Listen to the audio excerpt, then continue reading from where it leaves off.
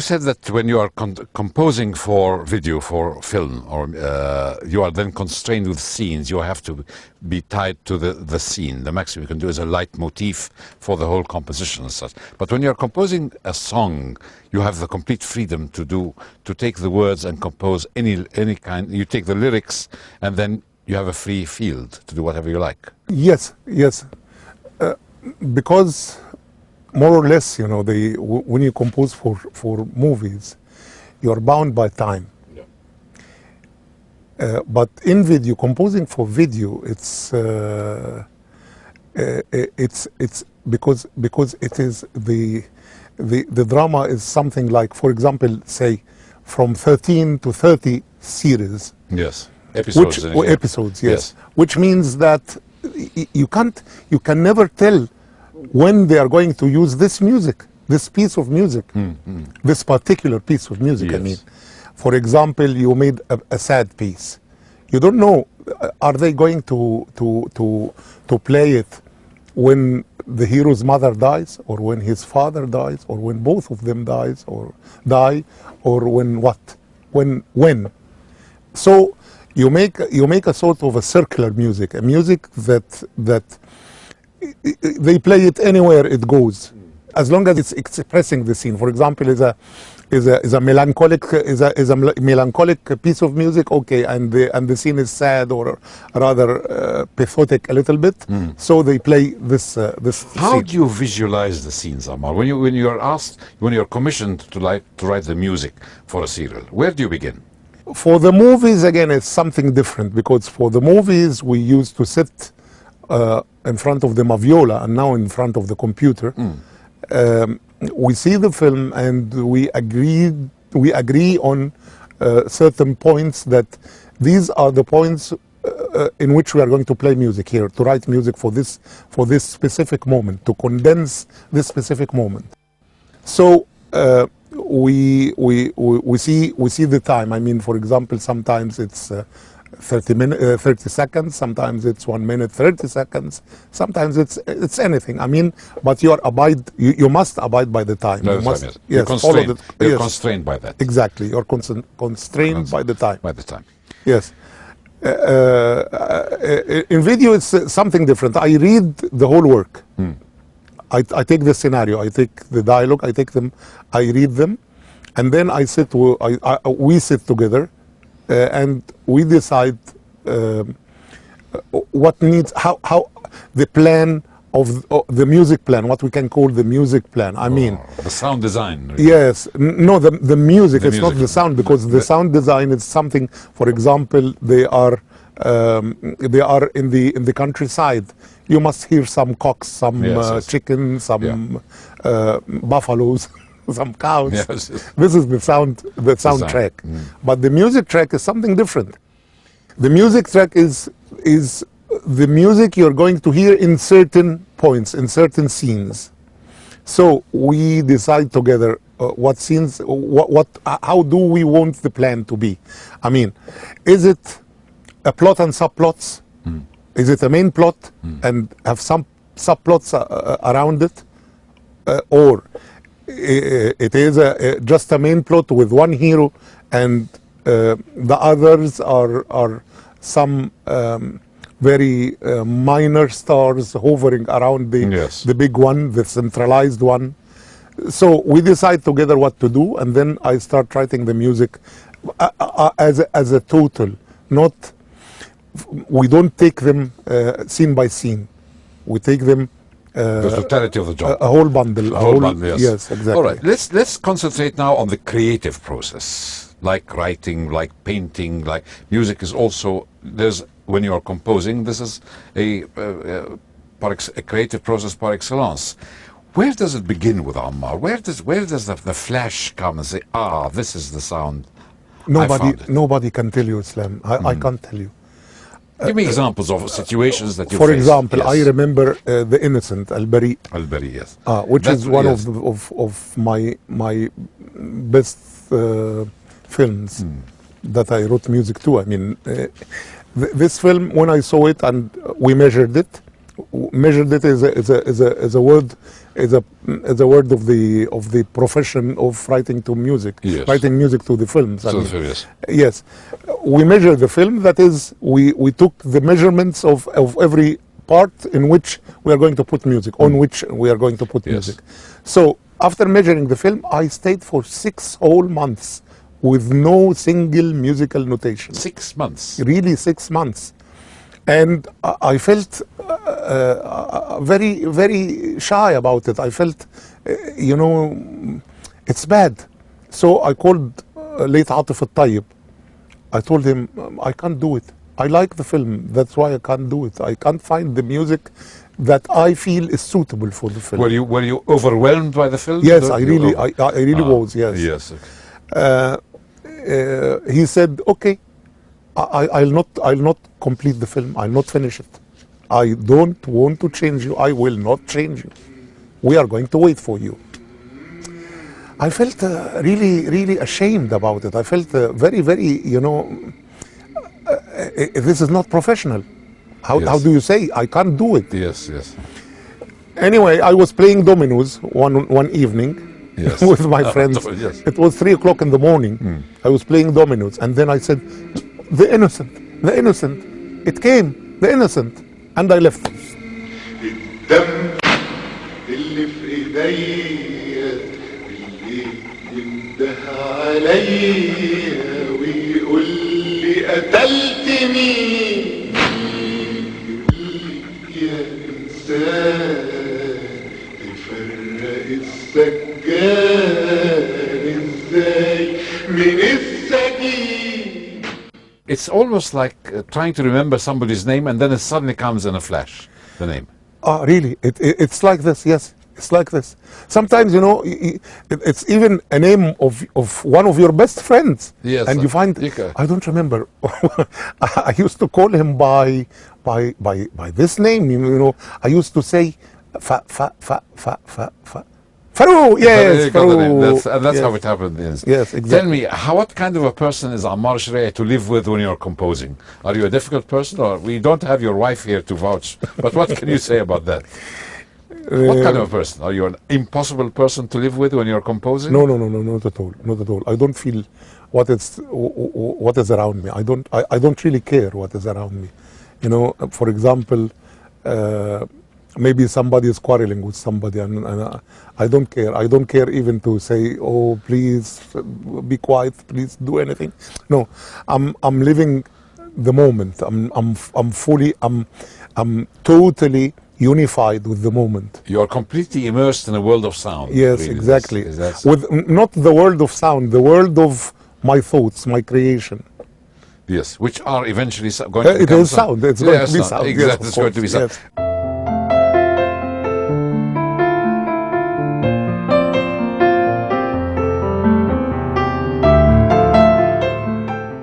We're talking about sounds, of course, quarter tone. We're talking about quarter tone. This is, of course, peculiar to Arabic music, but you also were able to introduce it in other instruments. Yes. Tell us about that. I worked with the Japanese company. I don't know, shall I say the name, or this is considered propaganda? You can say it and we can bleep it. So a Japanese company, yes. I worked with them to make the tables for the quarter tone.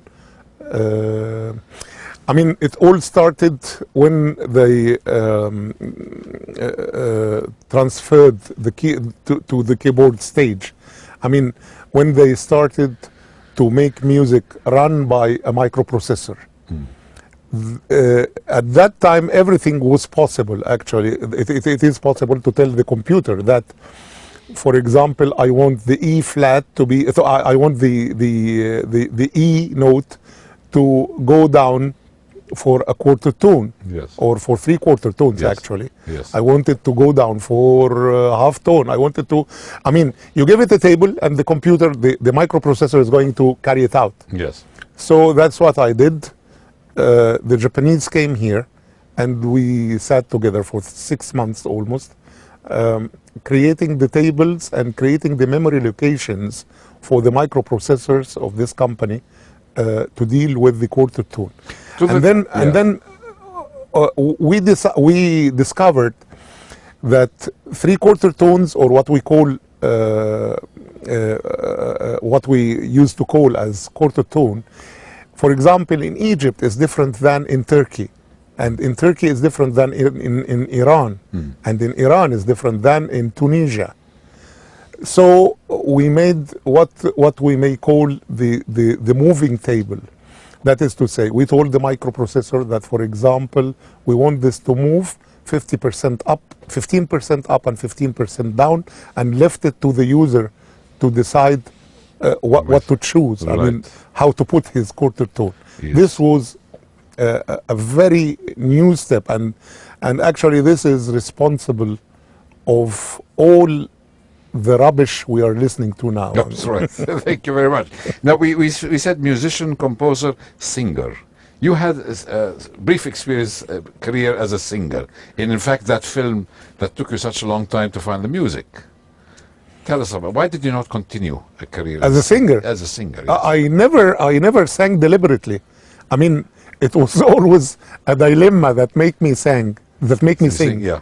Yes. For example, in this El-Bari was supposed to be sung by the choir. After finishing the composition, I sang 4 lines the way I wanted to be. When Atif Al-Tayyib listened to it, he said, no choir is going to sing this. They can't. This is almost impossible. Impossible to give you the feeling, impossible to give you the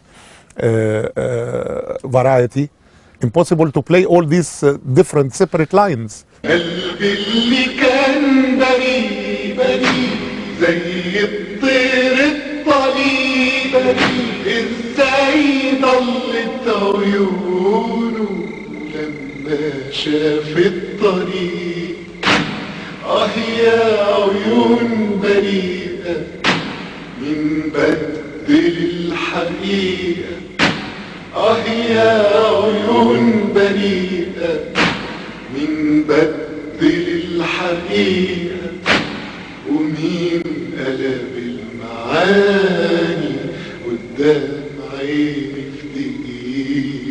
We said musician, composer, singer, raconteur. You are a raconteur par excellence. The way you tell a story, the way you tell a joke has got. This is a talent, and of course, this resulted in one of the most famous radio programs ever. غواص في بحر النغم, a swimmer in a sea of melodies, which is a very popular program where Ammar El-Sherei is talking of his first love, his main passion, music. Tell us about this program, because this is a program that really had a very, very wide audience. You brought music to everybody's ear. The history of music. I worked in this program for 22 years, maybe, for 21 years. It was a weekly program in the Egyptian radio. Actually, I never imagined that it's going to gain this success. And believe me, when I started recording, I didn't have a complete idea of what I'm going to do. I didn't know actually what I'm going to do about it. I knew that I love some songs, I love some music, I like it very much, and I want to talk about it. But how to talk about it? Is it going to be analytic, completely musical analysis? Is it going to be word lyrics analysis, poetry analysis, talking about scansion and things like that? Is it going to be about music arrangement and orchestration? Is it going to be about my experience, my personal experience with these songs? For example, this song, I listened to it first time when I was going to the criticism exam, and that time I met so and so. Yes, yes. And The circumstances of and it was a big failure. Yes, yes. So I didn't know really what to do, what I'm going to do, and it all formed in front of my eyes, or rather in front of my brain, bit by bit. For example, if you take the first episode until the fourth episode, you'll feel that this guy doesn't know what to do. He has no plan.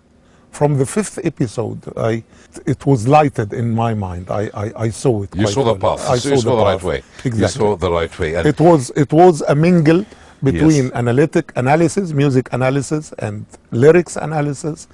It was, in brief, it was taking somebody's eye, somebody's ear, somebody's hand, and put it all over the beauty in a work of art. you have a particular talent, Ammar, for words. You are a wordsmith. You've developed your own idiom, even your own words, peculiar to Ammar El-Sherei. That's it. What is that secret of this love for words? Your choice of words and the way you mingle words. I like the music inside words. I feel it. I enjoy it. That is why I even sometimes coin words which wasn't which didn't Exactly. exist. So it's your own idiom. Yes. It is an enjoyment to me, you know, to put words, to build a building out of words, you know. I like it very much. I like the idea of music inside the word.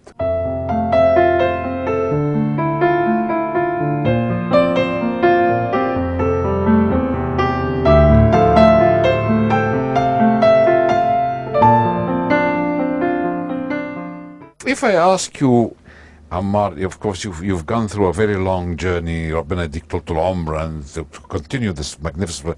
Who are the people who played major roles along your path?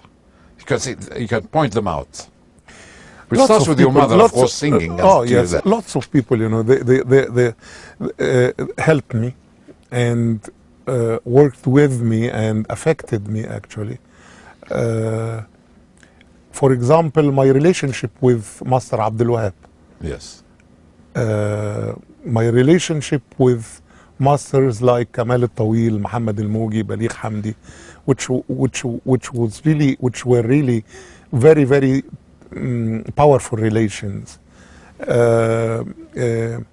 My teachers, as I told you in school, they affected me very much. They made of me this man whom you see now. Of course, you did not.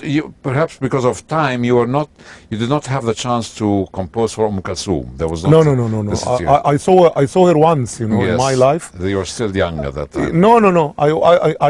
I went to her. Actually, I was going to play organ in her band, Yes.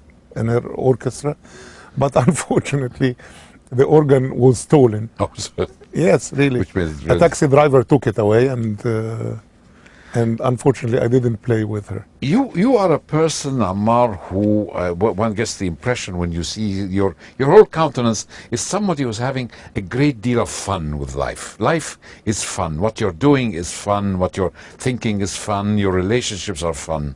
Am I right in that? Am I right to say? Take it as fun, better, far much better than taking it as a tragedy. Yeah. It is a tragedy, in fact, but better for you to transfer this tragedy. To see the funny side. Yes, exactly. To see it from the funny side. But yet there must be things that really irritate Ammar El-Sherei. What is the thing that irritates you most? A child crying. A child crying. Yes, especially when I don't know how to please him, how to make him stop crying, how to make him laugh. All the magnificent compositions that you have made throughout your life, beginning with Maha Sabri's song, to all the serials that you've done, the music, film music and so on, perhaps you'll agree with me that one of your greatest, if not the greatest composition is somebody that goes with the name of Murad.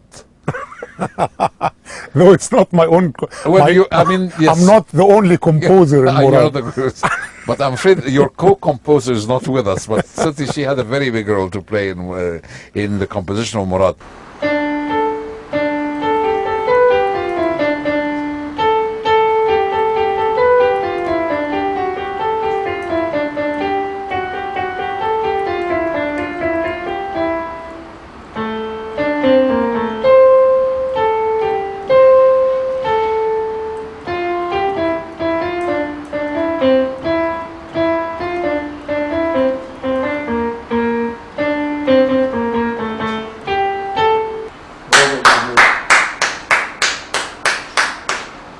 Ammar El-Sherei, the father. Now suddenly something new came onto your scene. First of all, you met your wonderful wife, who was a great asset to you in your life, and you produced Murad. Now Ammar El-Sherei, the father. Something completely new. Let me tell you that fatherhood turned my life upside down. Really. Everything changed. Everything changed. Let me, for example, I remember that I had 2 open heart surgeries. Yes. And I had something like 30 catheters with lots and lots of stents. Yes. I remember a doctor in Toulouse, Dr. Fajade, told me that you are now surrounded by stents like the China Wall. Okay. So I really never ever felt I'm afraid to die. I'm afraid of death. Except when I got this boy. Yes. I wasn't afraid of death, but Yes. I was afraid to leave him. Yes. I wanted to see him standing erect on his feet, and Yes. then I may go wherever I may go, you know. But this is a feeling that I never felt. For example, I never felt fear. I never felt coward. I remember Imam Ali ibn Abi Talib. He said, what means that our sons are the reasons of us being coward. Yes, because we fear for them. We fear for them. We yes. fear for them. Yes, exactly. How has the presence of Murad affected your professional life? What new spices did it add to your creative process? I don't know. This needs a critic to talk about it, or maybe you can speak about it better than me. I don't know. All what I know is that through music, I made Murad the child do anything I want. I mean, for example, when he went to the kindergarten, he hated the school. He hated the school, and I made him love the school through music. I started, putting words together and singing it to him. He studied it by heart. He studied it by heart, and he started singing بكرة بكرة يا مراد, tomorrow tomorrow oh Murad, حيودوك الحضانة. They'll take you to the KG. KG. Yes, exactly. Well, maybe we should ask Murad some of his opinions. Murad, are you as proud of your father as your father is proud of you? More than him. Like, I'm really, really, really proud that he's my father. What makes you so proud about your father? Why?